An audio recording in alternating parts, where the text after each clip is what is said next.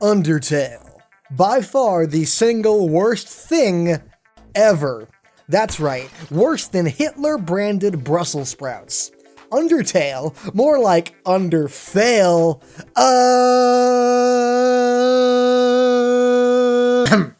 Sorry about that. You see, I'm currently in the middle of conducting a very scientific test. I'm trying to figure out who saw the title, clicked on the video, disliked, and then left. And you guys can see the results of that test below the video at this very second. But anyways, let's get to why we're actually here, shall we? As I've been saying, Undertale is my new favorite game, and it occurred to me it would be a really fun intellectual exercise to try and figure out what the worst parts of the game were. You know, a sort of find the flaws in the thing you hold closest to heart kind of ordeal. But before we get to the actual list, know that no, I'm not going to go for the low-hanging fruit and put the community at number 1. You see, I think the idea of grouping everyone who likes a certain thing together and then labeling that mass of people a community is a stupid enough idea in and of itself. And besides, this list is called the top 5 worst things in Undertale, not the top 5 worst things that sprung up around Undertale. Alright, and spoilers. So with that being said, ladies and gentlemen, the top 5 worst things in Undertale. Let's begin. Number 5. Enemy difficulty progression. This is one of those little niggles that became really obvious to me on repeated playthroughs of the game, that the difficulty curve used can sometimes be less than perfect, in that some monsters use attacks that would be difficult for an endgame player to dodge, but are presented at the start of the game. Like, the Greater Dog is a fantastic example of that. He's one of the enemies you meet within the first 2 or so hours of play, and yet he has like 5 stages if you know exactly what you're doing, and way more than that if you don't. And then there's the dog couple who uses that one completely BS attack on you, and how in the hell are you supposed to even figure out how to dodge this shit, and that's kind of all I've got. Yeah, I know it's nitpicky as shit, but you know what? It's hard to find 5 bad things in a game as great as this, okay? So you know what? Number 4. Introduction of new game mechanics. Funnily enough, this is one of those things the game does really well at some points, and then not at all at others. For example, the game does a great job teaching you about blue attacks. The first time they pop up is in the fight with Doggo, and after he exposes that he can only see moving things, and then flat out tells you not to move during his attack. Then, just in case you still don't understand, you can talk to Sans in the next room and he'll clarify it for you. And then the player's expectations are brilliantly subverted during the actual Papyrus fight, where he turns your heart blue. But while it's made for a very funny moment, it also came as a complete surprise, and as such, it's very difficult to win against Papyrus on your first attempt. And then with that first attempt down, you only really have 2 more tries left to get it right before the game goes, fuck it, and just lets you win. But I have less of a problem with that, because the difficulty curve in that fight is structured in such a way that you learn how having a blue heart works pretty fast. Same thing for Undyne's fight in the Shield, although I think requiring you to run away is a bit of a dick move, considering there's almost no way you'd intuit that without the help of Google. You know how I'd have fixed that, actually? When she turned your heart red again for the first time, I'd have had her say something along the lines of, "Heh, you'll never beat me, you might as well run away," and then have run away be in like all capitals, right? And then when she gets up to you for the first time, have her go, "I was kidding, you idiot." And then the issue arises again in the Metaton fight, but much more intensely. The first attack is easy enough to dodge because you've been made aware of how the yellow heart works before this, but the second attack introduces 2 kinds of obstacles, and then another on the next attack, and then the real fight begins, and suddenly you have to worry about your ratings as well as all this new shit. I'd say Metaton was easily one of the hardest bosses in the game for me, just because I had to play through it a bunch to get a grasp on how all the interactions worked.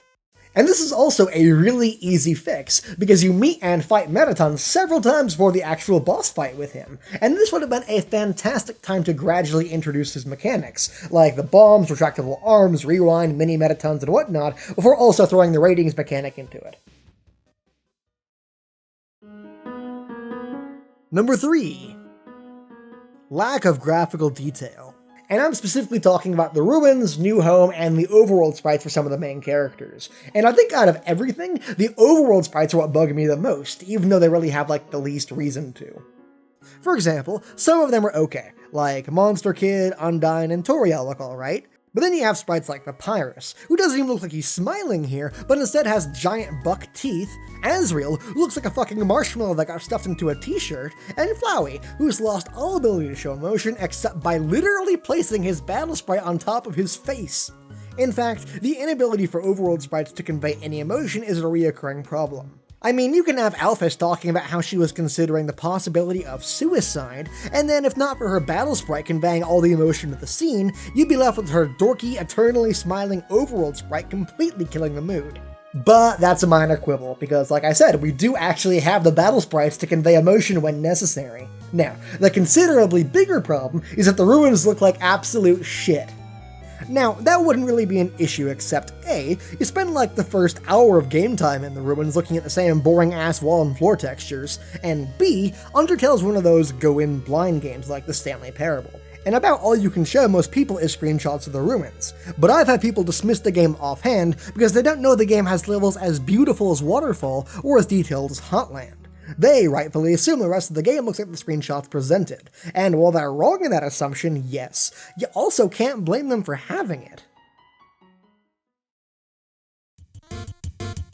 Number 2. Random encounters.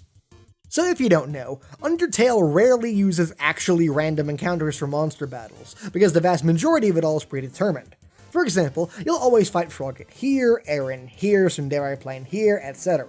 But after enough walking around, you'll start getting actually random encounters, and these are the ones I dislike. Now, credit where it's due, I like that most of the puzzle rooms have random encounters disabled, so you don't get interrupted by a fight while trying to figure out the solution to a puzzle. But while some of them have random encounters disabled, not all of them do, and that's where my issues arise. Specifically, I'm thinking of the Leaf Pitfall puzzle in the ruins, and the Lantern Room and Waterfall, although there are a few others besides those. And the random encounters in there can be incredibly frustrating, especially when trying to sell cloudy glasses at the temp shop to grind for gold.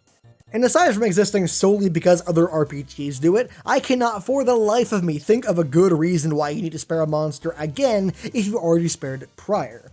Like, I get that story-wise there are more than one of some monsters, but the only reason for that is to provide an incredibly weak justification for the random monster fights. And from a gameplay perspective, having to spare the same monster you already know the solution to multiple times gets really boring really fast. It's just dumb.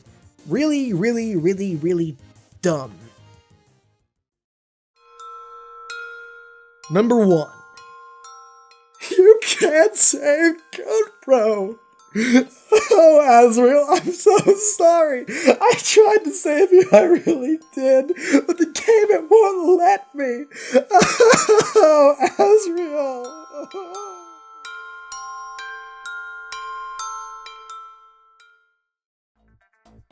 And that's it. That's pretty much every complaint I have for Undertale, no matter how nitpicky. But really, if somehow you've gotten this far in the video without having played the game, first of all, what the fuck? Second of all, please go and try it. I can almost guarantee that you'll end up liking it. And speaking of liking things, if you like this video and what I'm doing here on this channel, then please go consider checking out my Patreon page. Asriel would have wanted you to support me. And anyways, just wanted to say thank you guys so much for watching, and I'll see you guys next time. Later. Special thanks to my Patreon patrons, Matt Flowers, Von Gold Sky, Isaiah Christo, and Craig McClure, for helping to support the channel.